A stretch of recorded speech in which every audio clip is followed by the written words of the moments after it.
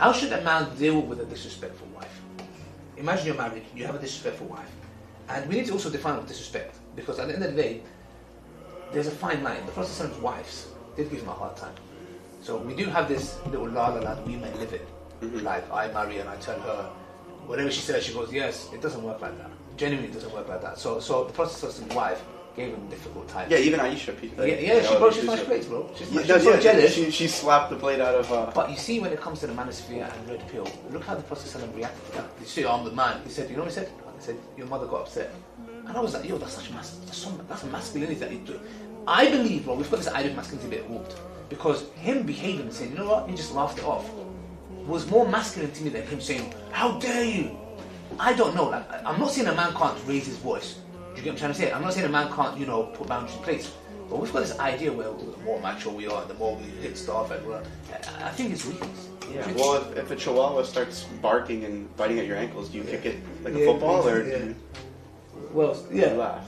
Yeah. So how would you deal with a disrespectful wife? I mean, you're not married. So look, bro, my morality and rules come from the Quran and the teaching of the Prophet, peace be upon him. Yeah. So first, no matter what problem I would have in marriage, I would go back to that. Beautiful. Right? Was it Aisha reported that the Prophet Muhammad, peace be upon him, only came to perfect manners? Was that Aisha? Yes, he came for nothing but to perfect good manners in the hadith, yes. Yeah, exactly. And his manners were the Quran. Yes. So he was the walking talking Quran. Exactly. So if I'm going to, have a confrontation or something, or an issue that I don't know how to deal with, firstly I'm going to resort to that. And then doesn't the Quran already talk about that? Like, why do I even need to give my own answer to that question when the Quran says it? Exactly. There's an order. Yeah, Allah gives you stipulations of what to do in that situation.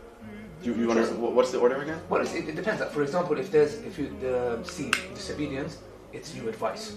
Yes, you say, listen, look, what you're doing here, I find it disrespectful, how you talk to me in front of my friends or whatever you want to talk about, and you carry that nasiyah on.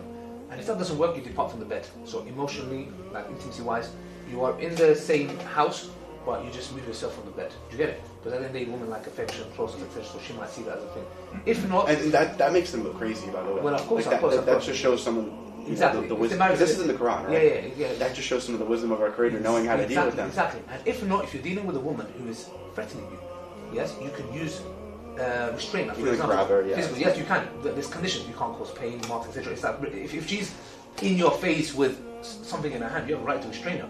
Nobody can come and say to you, a police officer is going to come and say, oh, you're a woman, I can't restrain. No. Anyone that's posing a threat to you, you have a right to restrain. You know what I'm trying to say? And then there's symbolic things of the miswak and, a little discipline, like, hey, don't do it again. Yeah. And stuff. Yeah. And then there's also other verses. Also, it's very interesting, Allah in the Quran, He gives an advice also to a man that's wronging his wife. But He doesn't give the same stipulation. What is this? He doesn't come and say, do this.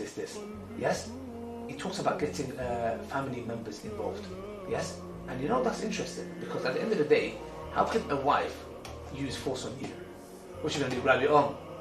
Well, the main power that she has is sexual access.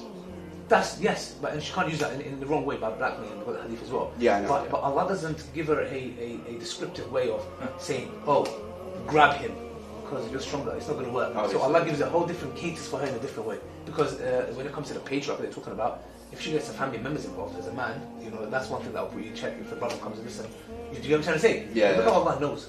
Yeah, facts. Wow. Yeah, exactly. Get the father, get the brother. Yes, get the father, because what's going on here. Exactly. Do you get what I'm trying to say? Yeah. So when we go, patriarch, my friend, patriarch protects you. Yeah.